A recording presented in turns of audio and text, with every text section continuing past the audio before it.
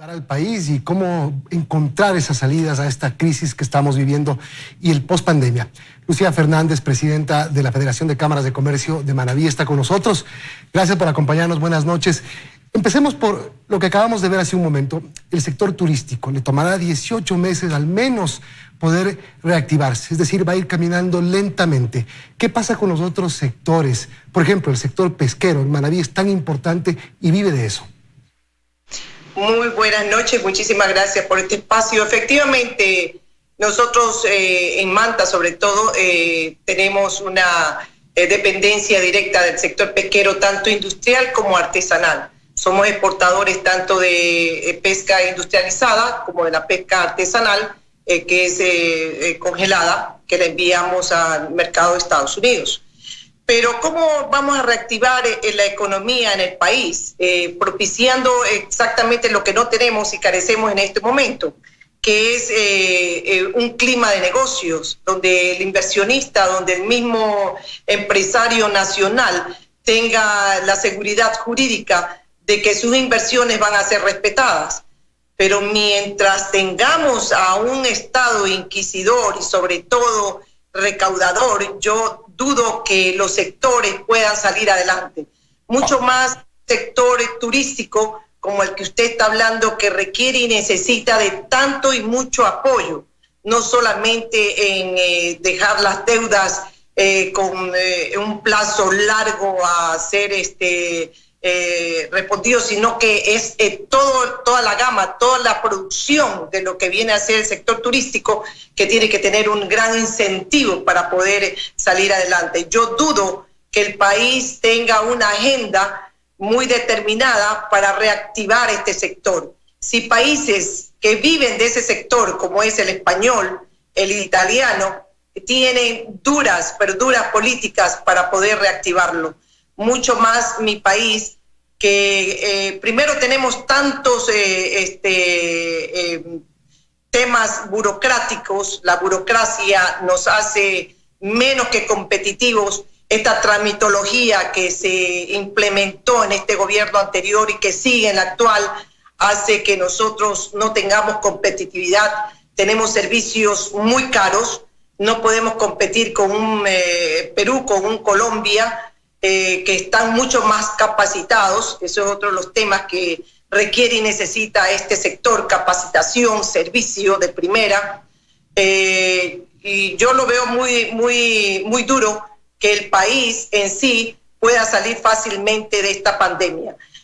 No solamente la pandemia del coronavirus, sino de esta pandemia económica y sobre todo de esta pandemia de la corrupción. Tenemos que comenzar a trabajar todos los sectores productivos con el gobierno para darle a conocer que se requiere y necesita un gobierno facilitador para sacar adelante al sector productivo, que es el creador de fuentes de trabajo y bienestar para todo un país. Usted habla de la pandemia de la corrupción. Acabamos de ver lo que pasa en el hospital de Portoviejo. Hemos visto durante toda la semana pasada varios casos de corrupción, de supuestos sobreprecios, investigaciones, allanamientos por parte de la Fiscalía.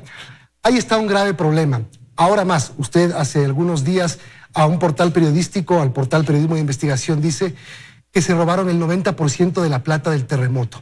Ahora, nuevamente la contribución de los ciudadanos, esa es la duda, la desconfianza que tiene. ¿A dónde van a ir estos recursos? ¿Podemos confiar? El gobierno anterior es una cosa, este gobierno es otra cosa. Al final, cuando los dineros de los ecuatorianos van a arcas públicas, siempre uno duda. Mire, señor periodista, en la época del terremoto se recaudaron 1.500 millones. Fue la recaudación por el sector productivo. Dígame usted, yo soy mantense, estuve dentro del tema de la reconstrucción, participé, fui parte activa dentro de la reconstrucción. Yo les pregunto, ¿dónde están los 1.500 millones? ¿Qué hicieron con los 1.500 millones? Más los otros 1.500 millones que donaron países en manos. ¿Qué hicieron? Pero lo que sí se demostró en aquel entonces y lo que se demuestra actualmente es la gran responsabilidad social que tiene el empresariado.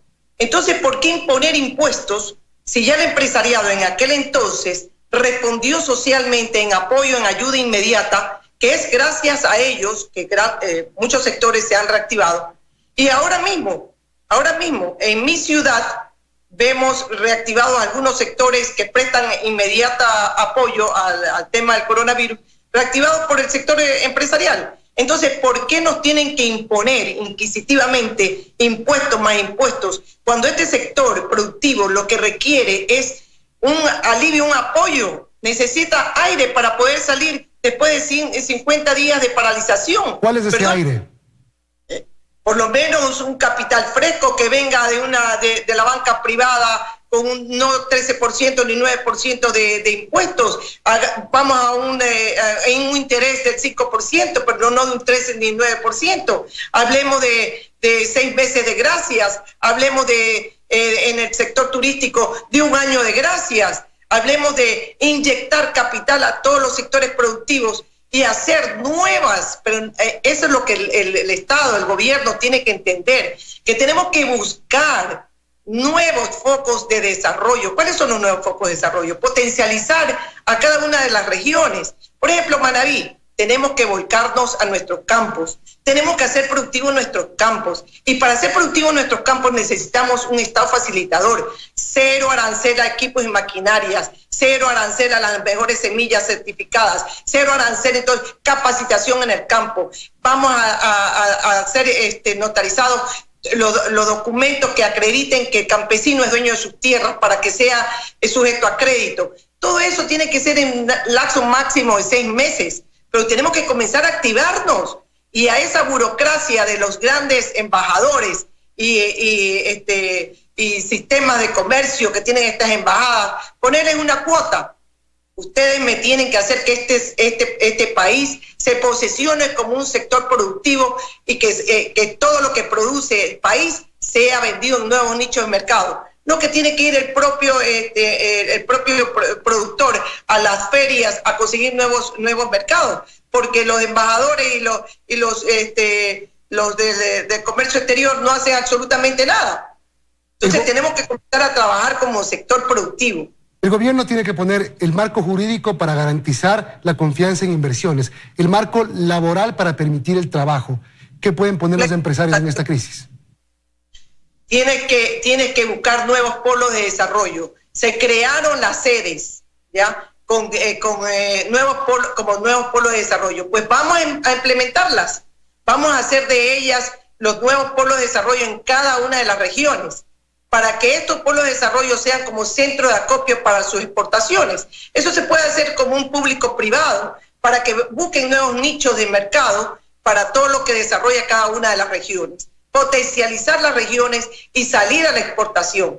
Pero para esto requerimos y necesitamos, primero, la transmitología 0, porque eso no es nada más que el caldo de cultivo para la corrupción. Estuvo hecho justamente para eso. Aquí te pongo traba, más acá te pongo más traba, pero tú tienes que ir dando tu forma en cada traba que tienes. Exactamente. Entonces ahora no, tiene que ser 0 transmitología. Entras a página, manda tu documento, manda tu información, y así me hago yo exportadora, pero no con tramitologías de que eso ha sido lo peor que ha tenido el país. Nos quita competitividad y aparte de eso hay una gran corrupción. Otro tema, el tema de proteger el empleo. En estos mismos momentos se están perdiendo cada día empleos en el Ecuador. Según una cifra del ministro de Trabajo en la Asamblea la semana pasada, se han perdido 66.400 empleos hasta el momento. Pero la previsión catastrófica es de que se lleguen a perder 500.000 de empleos. ¿Cómo garantizar que no se siga perdiendo el empleo en el país? Yo creo que tiene que existir una nueva flexibilización laboral, y para eso tiene que sentarse el empleador con el empleado, ponerse de acuerdo. Son momentos muy difíciles, y si queremos mantener a nuestros empleados en nuestro servicio, tenemos que ponernos de acuerdo. Vamos a ir a una negociación ganar-ganar. Tú tienes tu fuente de trabajo, yo te la voy a permitir que las conserves, pero vamos a poner de parte y parte. Aquí vamos a ganar los dos. Pero para eso tiene que existir una flexibilización en el tema laboral. Porque ahora, cuando tú tienes y has hecho durante tantos años que has satanizado a tu empleador y eres el malo de la película, es muy difícil que tengas de gran aliado a tu empleado.